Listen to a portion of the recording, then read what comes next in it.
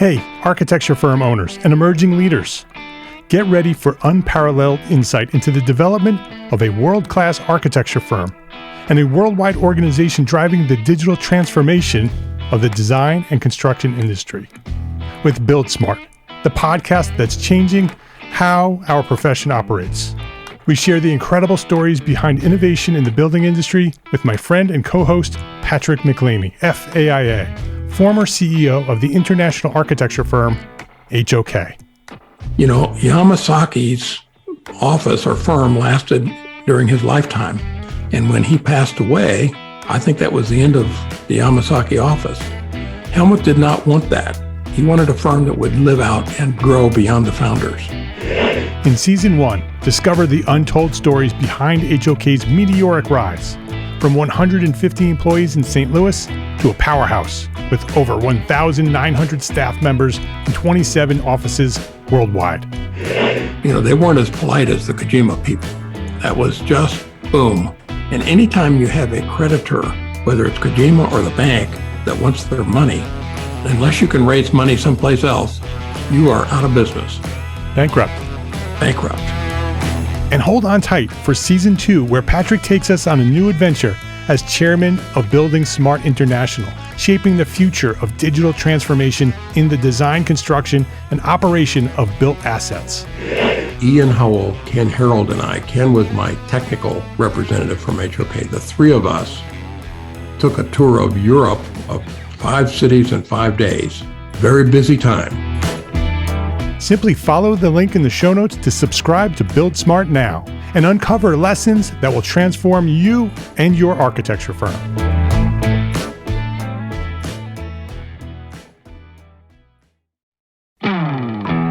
Hey, architecture firm owners and emerging leaders.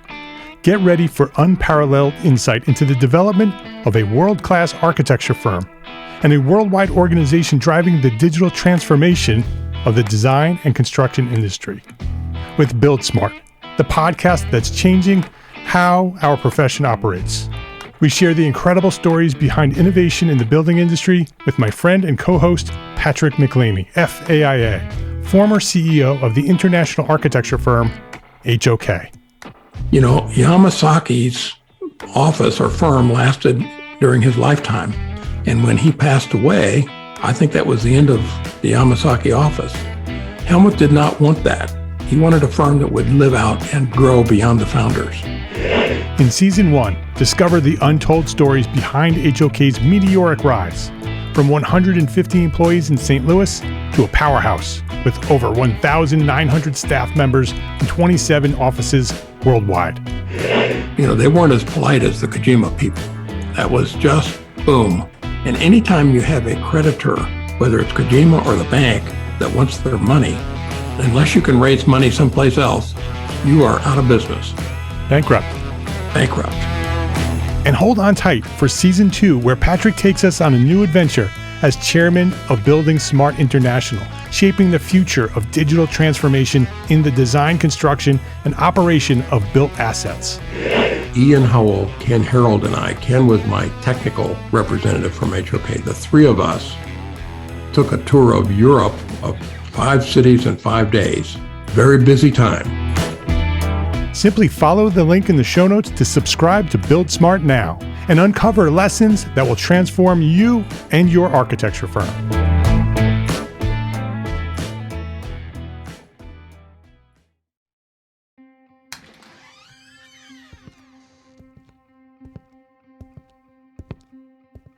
Hey, this is Eric with 30x40 Design Workshop with a heads up that all of my content will be streaming on Gābl Media.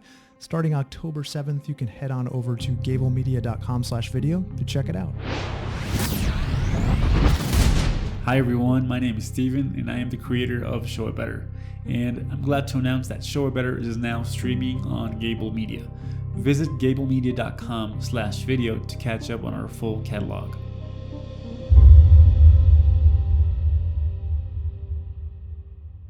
My name is Mark R. LePage, and you are listening to EntreArchitect podcast, where each week I speak with inspiring, passionate people who share their knowledge and expertise, all to help you build a better business as a small firm entrepreneur architect. This is episode 344, IT Strategies for Small Firm Architects.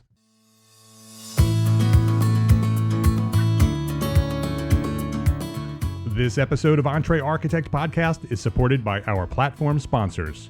ArchIT, the online resource delivering quality building material information, CAD details, BIM specifications, and so much more, all for free. Gusto, easy online payroll benefits, and HR built for modern small businesses like ours. And Monograph, the time tracking and project management tool built for architects by architects.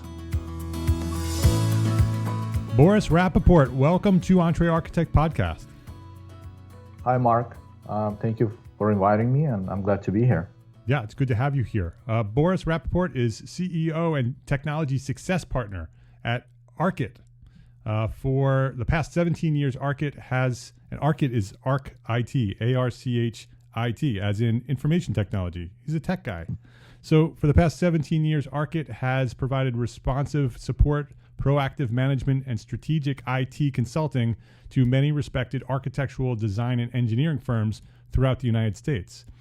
Boris believes that with the right technology solutions, smaller firms like us can run their businesses with more efficiency and have a competitive edge over the larger firms. So today, I wanted to have Boris join me here on the podcast to talk about that, how technology can help us as small firms, as entrepreneurs, to be more effective, to be more efficient, and to really do our best work, because especially right now with the way that we're all living and working, things have changed in the last few months, and technology has become a major piece of what we do as architects. I mean, we've been using technology for a long time to do what we do, but right now it's throughout the entire process of what we do. And so from finding clients to doing the work that we do to presenting and providing the information that we've created, it's all happening through technology. So I wanted to have a conversation here with Boris. Boris, before we get into that conversation about technology and small firms and how small firms can leverage that technology, I want to know more about you. I want you to dive into your origin story. What inspired you to do what you're doing today, and share that story of where you discovered your passion to where you find yourself today. Well, thank you. I think it all started when I was a kid. So my dad, he was an engineer, and there were times where he brought his work home and he had a drafting table and he would do everything manually. That was back in Ukraine, not much technology there. And as we immigrated to the United States, and I was 13, it was a 92, he started to look for work here. And, he was working with many architects, and he needed, powerful machines to run CAD, things like that. So he invested a lot of our family savings into setting that up. And I started to discover what computers can do, and basically support him and I think he was running AutoCAD 10 at that time, support him and his AutoCAD questions and finding answers for him. And that kind of how it started. Like, I wanted to be like him, but at the same time I discovered what technology can do, and I think that's what it led me to being a technology partner for architects. What was the reason you chose the technology over the engineering or the architecture? I think I saw more.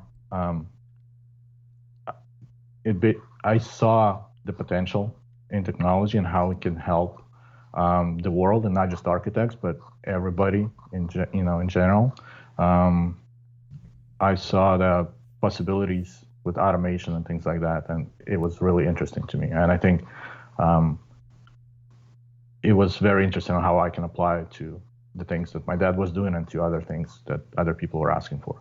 So you've chosen technology over engineering or architecture, or and it.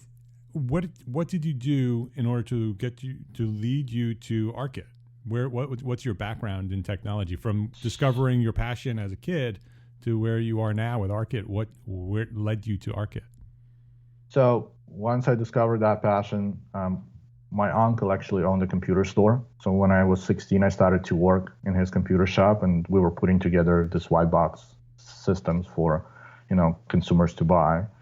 And then as I went more into it and learned more, I then found a consulting gig with one of the larger consulting firms in the Bay Area, and started to work for them. Started as just a junior guy, and then kind of evolved into, being the right-hand man for the owner. Most of our clients, or a lot of our clients, were in the architecture and engineering and construction space, and those were all the clients that I dealt with. So kind of evolved into that, me being a consultant for the architecture, engineering, and construction companies. Yeah. Was that a coincidence that you were in that same industry as your dad was sort of practicing in? At the time I thought it was. Now that I go back and think about it, I mean, I don't believe in serendipity, but it's both, right? It's probably a coincidence, but also something drew me to it as well. Right. Yeah. Right. You go back and connect the dots. It all makes sense to you that you are where you are today, but along the way, you don't realize that it's all planned and part of your purpose. Exactly. So talk to me a little bit about ArchIT today and what it is and what you do. So at the base level, we provide IT services to the architecture, engineering, and construction space. Basically, smaller firms can utilize our services to have a fully staffed IT department. We have junior engineers, we have more senior engineers, and we have consulting engineers that can provide either one-time project support. So if somebody needs to migrate, if they still have on-premise infrastructure, if they need to migrate to the cloud, or if they need to move servers from one server to the other, we can provide that. But our baseline service is our monthly service where we basically make sure that you have everything you need from the technology standpoint to run your business. That takes care of security, data backups, and virus and antivirus protection, and again, consulting services, all part of that package. So do you also help with sort of selecting hardware and software integration and all of that? Yes, exactly. On our consulting side, we can talk to you about what we do is we basically try to find out as much as possible about your business needs and where you want to take your business, and then give you a strategy and a plan for following that. And that can work for a 2-person firm or a 10-person firm or a 50-person firm. Yeah. And so do you work with a lot of small firms? We have, I'd say our mix is about, and if we're talking about small firms under 10 people, we have about 40% of our clients are about that size. Yeah. Then another 40% are 10 to 50, and 20% are larger where they have internal IT already, and we just help them as consulting services. Yeah. What do you think is the biggest mistake our community of small firms are making right now in terms of technology?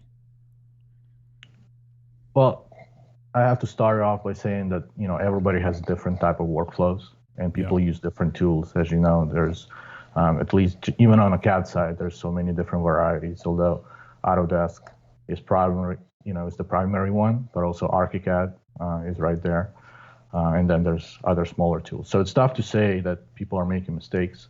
For me, I think the biggest mistake is not thinking about again. And we can apply that to any business and to any person. It's just not thinking about a strategy and not having a plan, right? Just buying stuff because somebody says, "Oh, this is great," and not thinking about how it actually applies into your business. Right. And so, can you talk us through that a little bit? Because I could imagine that many of us do that. I know that when I started my firm, that's what I did. I buy a computer, right, and then I need a software. I buy the software, and then I get to work and I need another tool, and so I buy another tool, and after 20 years, I have a bunch of tools and a bunch of hardware, but I've never really strategically planned this all out. It all works for me, but so what's the advantage of sort of if we're starting a new firm or we have an established firm where we want to go through this process of making sure that all our software and hardware work together to be more efficient and more effective? How do we do that? What's sort of the process of going through that planning process?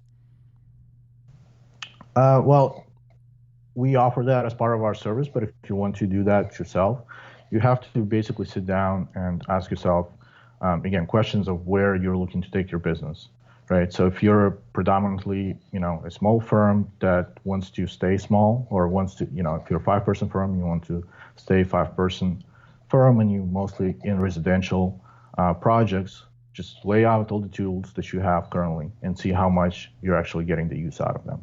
And if there's any tools that are not, that you're not utilizing more than, let's say 2 or 3% of the time, those probably need to be either rolled up into another set of tools or eliminated altogether. I think that's kind of the first thing that we'll look at as we sit down with our clients and we say, look, what are you guys using? How much do you actually use it? And it turns out that sometimes there's tools that they're paying, a few $1,000s a year for that are not being used. Right, that's interesting. So the first step is subtraction, not addition. So it's not what when we add to our portfolio of software. It's really what are we not using? What's taking up space and power in our systems, and finances, right? Which is probably the biggest piece, and that we're not using that we could eliminate. Correct. Yeah, and then secondly, again, we look to make sure that a lot of IT is also about risk management, right? Because as we use technology more and more, the inherent risk that technology possesses, there's more and more of that risk. So we look at where the risk exposure is, and making sure that at least the baselines are covered so that you can run your business successfully and you can be safe and your data can be safe and secure, so that one day you don't wake up and all your files are encrypted and you basically lose all of your work. And it takes, even a small firm, it can take a few days to recover. And can a small firm afford not having that time and not having that billable revenue coming in? So when you're talking about security, you're talking about virus protection and protection from hacking and backups. So if anything does happen, we have some way to recover from that. Is that what you're talking about? Correct. It's a comprehensive. Is there anything else that I'm missing in terms of that? So just in terms of baseline tools, you kind of got them all covered, but it all works as a comprehensive package. So you can't just have one and not have the other things, right? For example, if you have antivirus, that's great. But if you don't have like URL protection, which is more advanced form of antivirus, like if you click on a link, it basically tells you, hey, this is a bad link, don't go there, or blocks it altogether, then just having antivirus may not protect you, because if you get that email with a bad link, antivirus may not catch the newest virus that's out there. Right. And when you go ahead. Sorry. So it's having that whole ecosystem of tools, and that's what we provide as part of the baseline service, and also managing all of that so you can kind of view it across even though it's maybe a 5-person firm or a 7-person firm, you can kind of have a single pane of glass to see if there's any issues. Yeah, I can imagine that as you start adding members to your team, that gets more and more and more important, because as a single sole practitioner, you may have a little bit more control over that by being aware of those potential risks and just avoiding them. But when you have a team of people that are working with you, you need to ensure that they too are doing that. And so the technology can help your firm do that, right? Correct. Especially now when working from home and you're not in a single place like your studio, it gives there's a larger footprint for exposure, because everybody's at home. They may have other devices. They're not necessarily protected the same way the work computer is, and that can cause additional problems. Yeah, and I wanted to talk about that because that's a big change in our profession, and I believe that that some of that change is permanent. And I think that's not just architecture. I think that's everywhere in the world. The way that we work as a society has forever changed after this pandemic. We will return to our conversation after this quick break to say thank you to our platform sponsors here at EntreArchitect, ArchIT, Gusto, and Monograph. Unless you're working for one of the top architecture firms in the world, you know what it's like to work with limited resources. But there's one resource that you can access no matter what size your architecture firm: ArchIT.com. ArchIT is the online solution for your building product information needs. They offer BIM objects, CAD details, specifications, and much, much more from leading manufacturers from all over the world. Research building products and get the information you need all in the same place, fast and easy. And best of all, it's free. ArchIT doesn't charge you anything for these resources. You don't even need to register or give them your email. And when I say it's free, there's no catch. Visit arcat.com and try it out. Search for the resources that you need, and ArchIT will deliver. That's arcat.com. That's ARCAT.com. arcat.com. Build better. Taking care of your employees has never been more important than now. For years, Gusto's been helping more than 100,000 small business owners run payroll, offer benefits, onboard new employees, and more. They call it the People Platform. And it doesn't just look nice, and it does look nice. It also works. Your payroll taxes are filed, deductions are calculated, and your team gets paid. You can even offer health insurance and 401ks as you grow.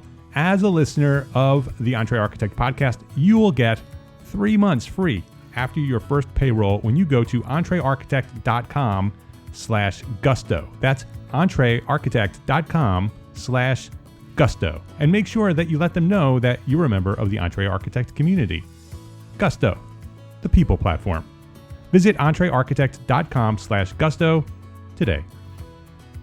Are you tired of spreadsheets?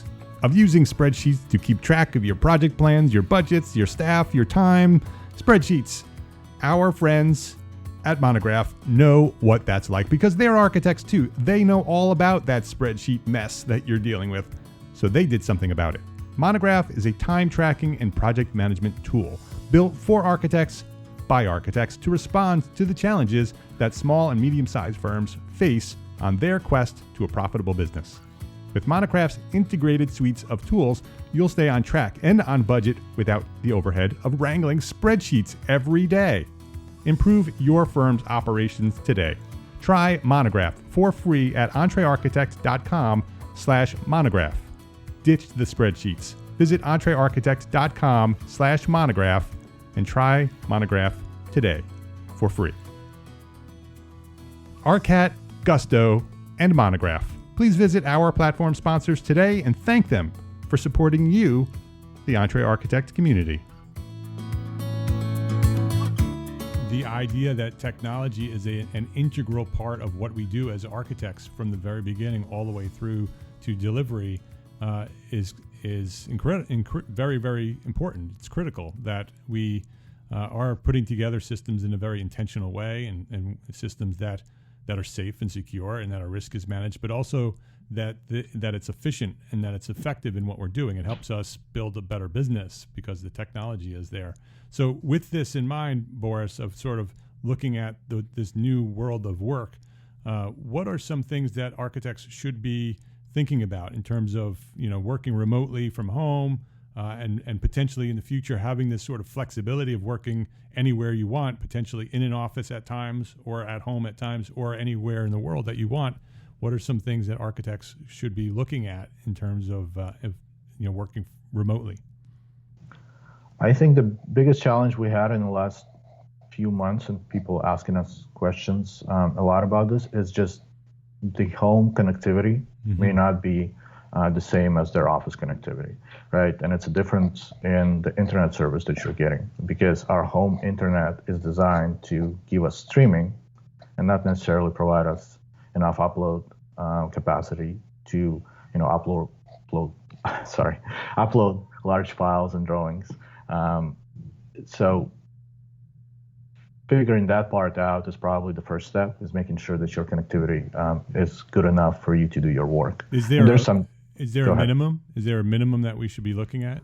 The recommendation would be a 5 megabit upload minimum, but I know not everybody has that, and it may not be available in some parts of the country as well. Now, we're in the San Francisco Bay Area. I think we're lucky than some of the other areas because of a lot of other technology, companies that are here.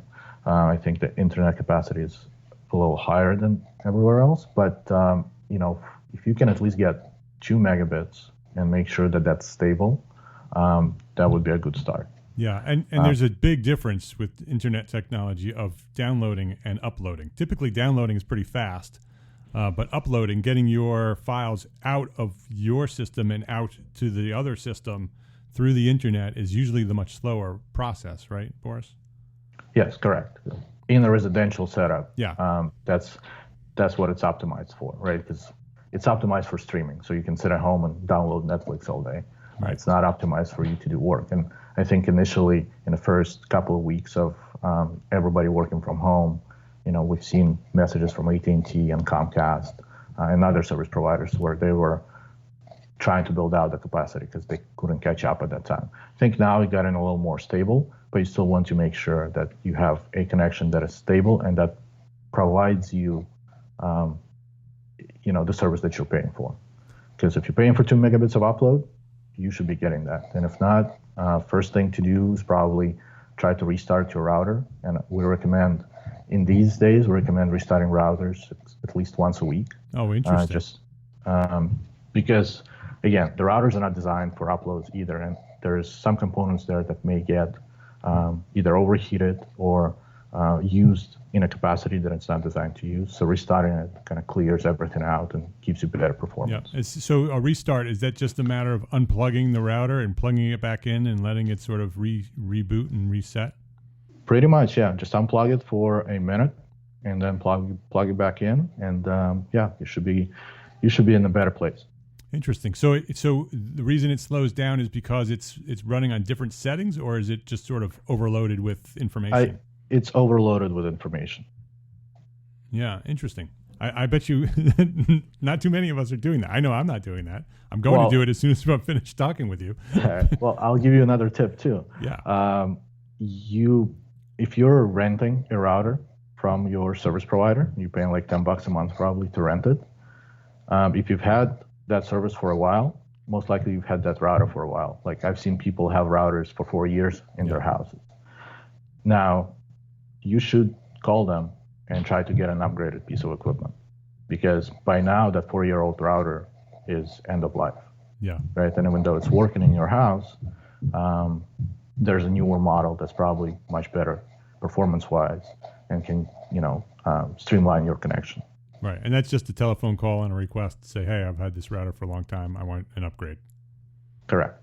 Boris, do you have a preference on internet type? Because there's fiber and there's cable. Is there one better than another? Definitely fiber. Fiber's better. If you had a choice in your area, I would go with a fiber connection.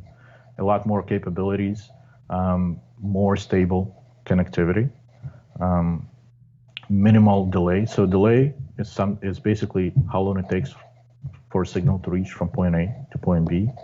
On a cable service, it's about 15 milliseconds, which is good. On a DSL, it's terrible. It sometimes gets close to 100 milliseconds, so I would not recommend DSL to anybody. On fiber, it's 2-3 milliseconds, which is awesome. Yeah. Or internet connection stabilized and figured out, and we make sure that we have that upload speed in place. What's sort of the next step we should be paying attention to in terms of working from home? Well, again, we've touched on security, but I'm going to say that again. Pay attention to your security posture. We've been bombarded with COVID-19 hygiene, right? Wash your hands every day. Right. Do this, do that, wear a mask.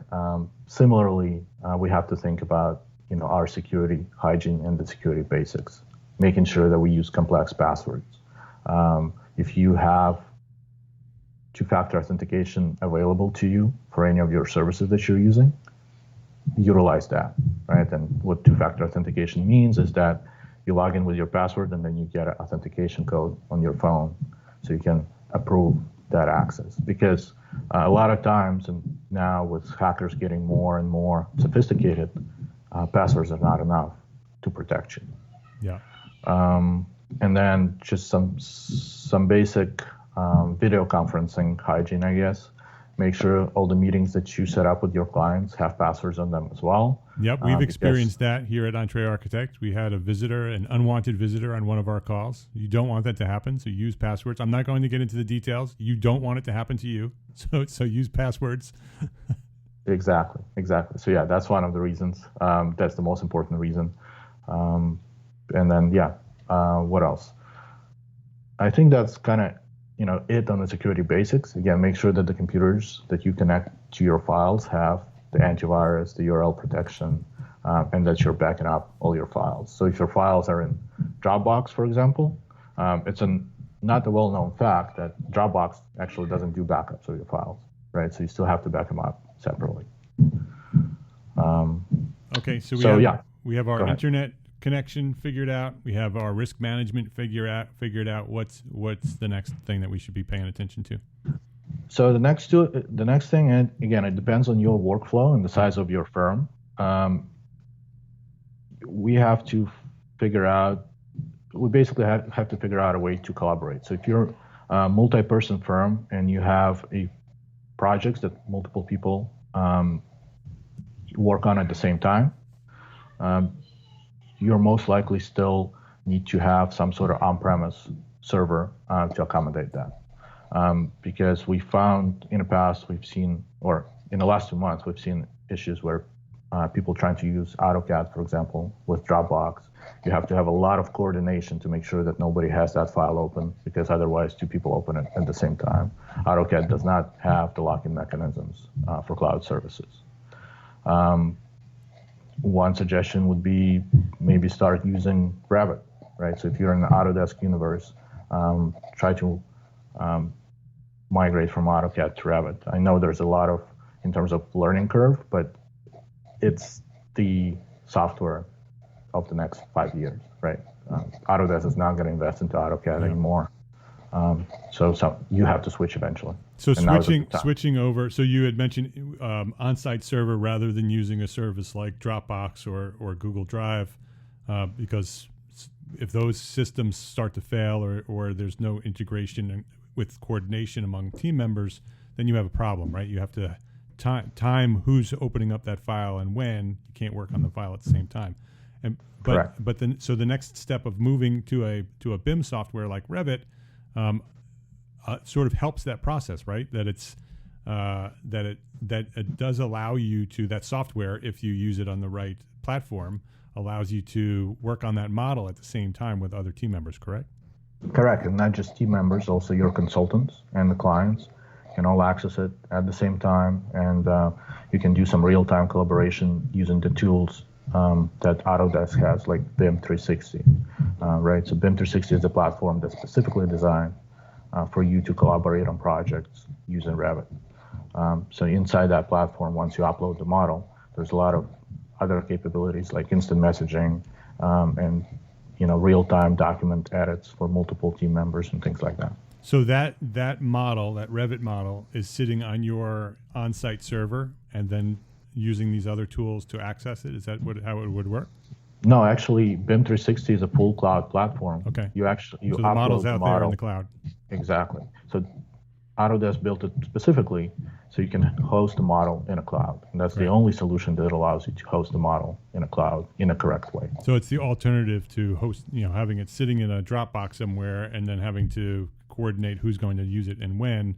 If you have it out on a BIM 360, BIM 360, is that what it's called? Yep, it's called BIM 360. BIM 360 through Autodesk, then everybody can be working on it at the same time. Correct. Right. And collaborating, commenting during, doing the RFIs and things like that. Right. So another reason to switch from CAD to BIM, there's a lot of architects in our community who are using CAD. I'm still using CAD, but I'm working alone on small projects, and so or with a very small team, just me and my wife. And so it's much easier to do that. But I think a lot of small firm architects have been waiting for that moment to come to switch over, right? They've been procrastinating because it's hard. There's this transition process and education that you need to make. So do you have any suggestions on that, on terms of how to jump the psychological hurdle to get from CAD to BIM? Yeah, that's a tough one. And I think, I kind of fall into the same trap, right? I'm getting used to certain tools, and it's not always easy to switch, because the investment that you have to make in terms of time spent to understand and to really master the software takes a lot of time. But I think now is the time to do it, because you are at home. You can spend extra, instead of commuting, for example. If you had a commute, you can use that time to take a class, right? So spend that hour And for us in the Bay Area, my commute was an hour and a half each way. So now I use that hour and a half to learn something. Right. So you have so three that would three be my extra suggestion. hours every day to dedicate, rather than wasting that sleeping in or whatever else you would end up doing with that. Keep your schedule and use that time to educate yourself on a new tool. Correct. Yeah, good advice. Is there anything else that we should be thinking about in terms of this new way of working? Again, it will depend firm to firm. For I think 1-2 person firm, I think we've covered a lot of it. For larger firms that have studios and have employees that would still prefer to work from home, it's thinking about how to integrate both of those pieces into their workflow, right? It's how do I have 2 people in the office and then 4 other people working from home? How to make that a really collaborative experience for all of my employees. We'll have to look at the tools and try to identify which tools can be used for that, or which tools need to be upgraded or migrated to something that is more useful. Yeah. Boris, this has been super interesting and very, very informative. I think that many of us are in that moment right now, where we have been working from home for a while now. We've been in lockdown. Maybe we're even starting to transition back to work in our workplaces.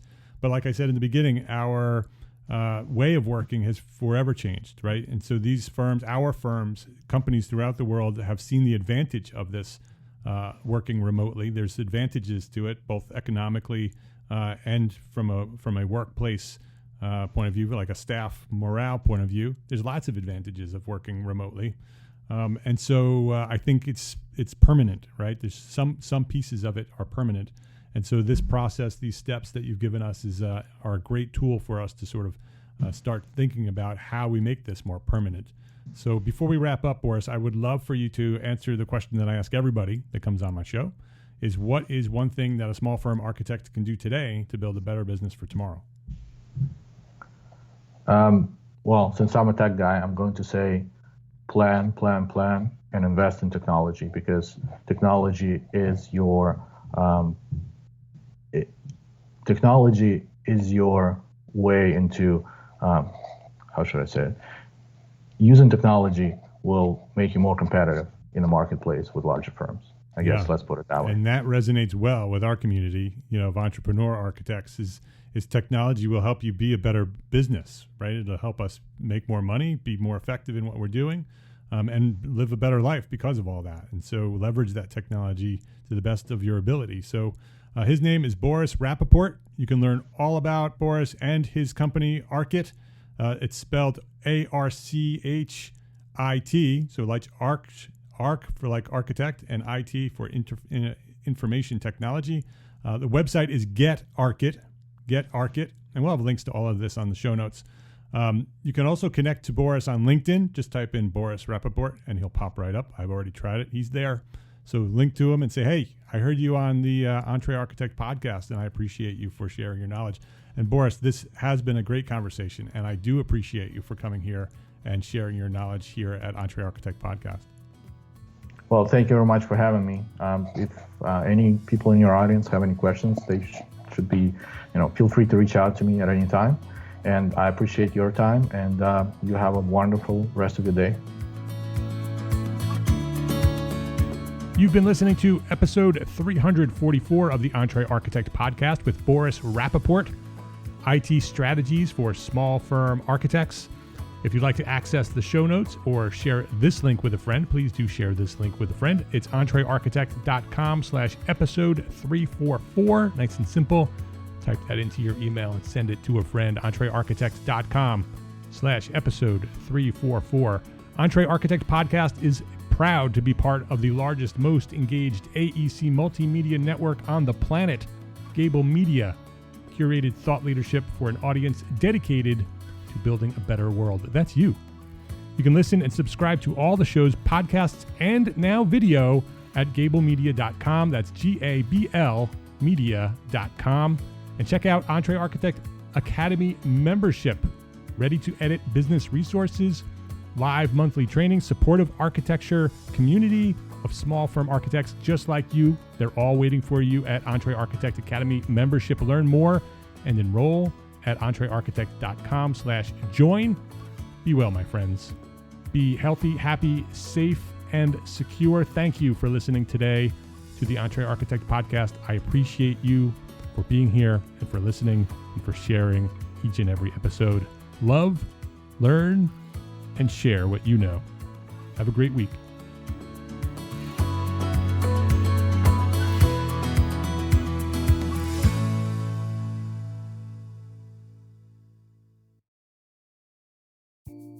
Imagine earning continuing education credits while doing exactly what you're doing right now. Well, you can. Gābl Media has revolutionized the way you earn your continuing education credits with a groundbreaking approach. Forget running around town and scouring the internet for credit-worthy courses. Fulfill your CE requirements effortlessly by listening to engaging podcasts just like the one you're listening to now. Our podcasts are designed to educate, entertain, and inspire, all in a user-friendly environment. But wait, there's more. Architects, Gābl Media is also approved as an AIA continuing education services provider. Upon completion, we handle everything, from reporting your hours directly to the AIA to storing your certificates in your personal Gābl Media profile for your self-reporting needs. So follow the link in the show notes and start earning your credits in the most innovative and entertaining way possible with Gābl Media. Attention architects and creative minds, get ready to supercharge your brand with Build Your Brand, the podcast that's unlocking the secrets of branding success for creatives. Hey there, it's Mark Arlepage, founder of EntreArchitect, and I'm inviting you to join my friend, architect marketing expert Jeff Eccles at Build Your Brand podcast, where he explores the captivating stories of the world's top brands and transforms their lessons into powerful moves for small firm architects and creatives like you. In Season 1, Jeff shares the thrilling tale of Southwest Airlines, where he dissects their journey to the summit and distills it into strategies tailor-made for you. It's important to keep in mind that companies like Southwest compete in the real world, just like you, and face real-world challenges, just like you. You might be surprised at how similar those challenges are to the struggles that you grapple with on a day-to-day basis. Don't miss out on your blueprint for success. Subscribe, tune in, and let's build your brand together. You may have noticed that the very best brands in the world are also known for having somewhat unique corporate cultures. That's often the glue that holds everything together when they encounter those rough spots. We don't do it because it inconveniences the passengers to whom we are primarily dedicated, the short haul, frequent flyer. Follow the link in the show notes to subscribe to Build Your Brand today. Remember, no matter the size, the journey's the same. Your brand's journey to the top starts here.